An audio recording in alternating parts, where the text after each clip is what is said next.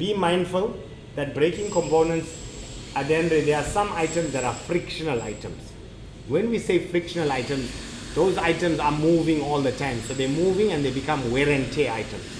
So on the board above, you will see there are brake drums, different types of brake drums. You've got brake discs, there are different types of brake discs, brake pads, your brake caliper, your caliper hose pipe, caliper pins. So all these items form up your brake system.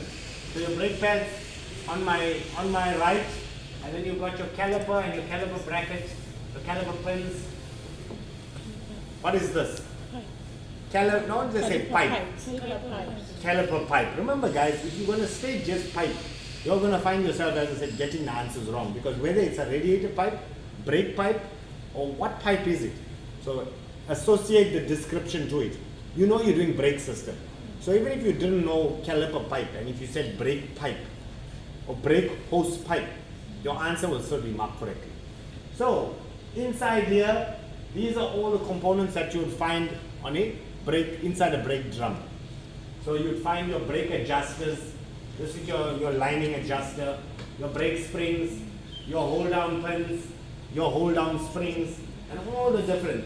This is your adjuster lock. So this locks your adjuster from spinning and moving freely. So all the different items here. On my left, this is your brake pad anti-rattle clip, ABS pump. What does ABS stand for again?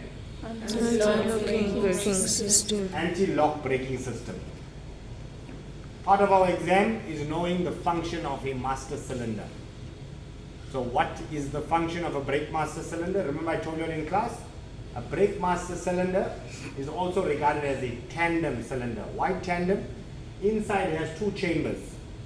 One chamber will have its own piston and spring and plungers, and on the other side the second chamber would have its own piston, plunger and springs.